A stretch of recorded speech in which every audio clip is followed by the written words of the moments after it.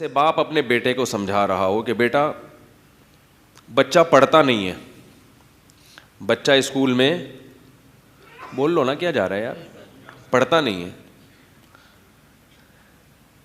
بچہ پڑھتا نہیں ہے تو بچے کو سمجھانے کے دو طریقے ہیں. ایک طریقہ تو یہ کہ آپ بچے کو بٹھائیں, اس کہیں دیکھو اصول یہ ہے, ضابطہ یہ ہے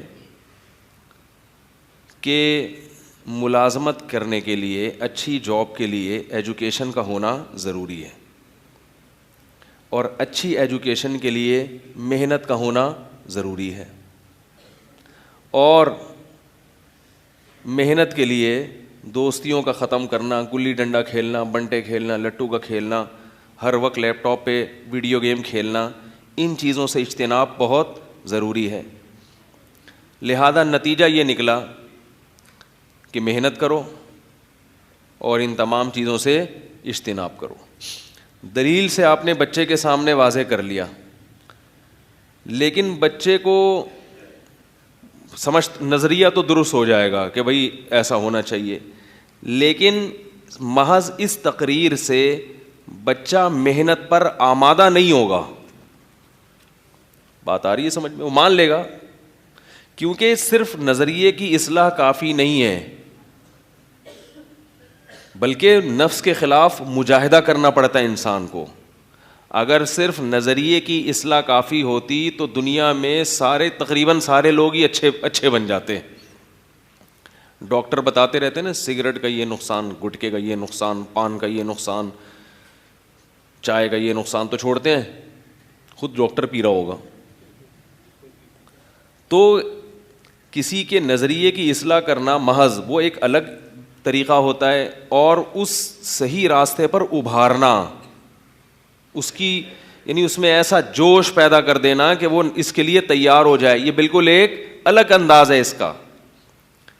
تو الحمد سے لے کے والناس تک قرآن مجید کا جو انداز بیان ہے وہ محض عقیدے اور نظریے کی اصلاح والا نہیں ہے کہ 2 اور 2 4 2 + 2 = 4, یہ والا نہیں ہے, بلکہ وہ ایسا ہے کہ آپ کا ضمیر آپ کو ملامت کرنا شروع کر دے اور آپ سیدھے راستے پر آنے کی فکر میں لگ جائیں. تو اب یہی باپ اگر یہ چاہے گا کہ میرا بچہ سیدھے راستے پر آ جائے, تو پھر باپ کے سمجھانے کا اسٹائل تھوڑا سا ڈیفرنٹ ہوگا. انگلش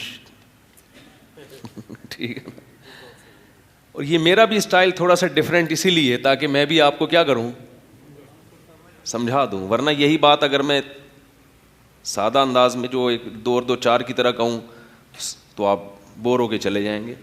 تو ہم بھی یہ چاہتے ہیں کہ بات آپ کے دل میں اتر جائے, اس لیے ہم نے بھی تھوڑا سا ڈیفرنٹ اسٹائل اختیار کیا ہے. تو ابا جو ہے نا وہ الگ انداز سے سمجھائے گا بیٹے کو, بولے گا دیکھو بیٹا محنت نہیں کی بڑا نقصان ہوتا ہے, فلاں کے بچے کو دیکھو کیا حال ہوا اس کا. مثالیں زیادہ دے گا, تھیوری کم پیش کرے گا. فلاں کو جانتا ہے, اس نے کیا کیا, دیکھ وہ تیرا بڑا بھائی ہے, چھولے بیچ رہا ہے آج کل, اس کو دیکھ جا کے. کیونکہ آپ کو پتہ ہے کہ بچے کو اتنی بات تو معلوم ہے کہ محنت نہ کرنے کا نقصان ہوتا ہے, مگر یہ دل میں نہیں اتر رہی اس کے. تو آپ مثالیں زیادہ دو گے, تھیوری کم پیش کرو گے, نظریات کم پیش کرو گے اس کے سامنے. مجھے یاد ہے ایک ہمارے جاننے والے تھے, ایک نوجوان لڑکا تھا, وہ پڑھتا وڑھتا نہیں تھا. ایک دن ہمارے گھر میں آیا, میرے والد صاحب اس کو بٹھا رہے تھے, تو اس کو کہنے لگے کیا بھائی تیرا کنویں کھودنے کا ارادہ ہے مستقبل میں؟ ہیں بھائی, گڑھے کھودے گا, کدال چلائے گا, اگر یہ ارادہ ہے تو ٹھیک ہے, تو کیوں نہیں بہتر ہے کہ تھوڑا سا پڑھ لے, محنت کم ہو اور ارننگ زیادہ ہو. جو بڑے, اس کا یہ مطلب نہیں ہے کہ بھائی جو بیچارہ کنویں کھود رہا ہے وہ ناکام ہے, میں صرف ایک مثال سے سمجھانے کی. بہت سے کنویں کھودنے والے جنت میں ہوں گے, بہت سے پڑھے لکھے جہنم میں ہوں گے, لیکن آپ سمجھانے کے لیے, دنیاوی کامیابی کے لیے آپ اس کو مثالیں دیں گے, مختلف طریقوں سے دھمکیاں بھی دیں گے. آپ اس کو لیں گے بیٹا دیکھ آج تو نے اسکول سے چھٹی کر لی, میں نے برداشت کر لیا, کل اگر چھٹی کی نا تو یہ دیکھ رہا ہے, ایسے کہتے ہیں نا, یہ دیکھ رہا ہے, یہ 5 انگلیاں تیرے منہ پہ چھاپ دوں گا میں. صحیح ہے نا, یہ اسٹائل ہوتا ہے دھمکیوں کا. تو دھمکیاں بھی دے گا, لالچ بھی دے گا کہ بھائی اگر تمہارے امتحان میں نمبر اچھے آ گئے تو چلیں گے مری گھومنے پھرنے کے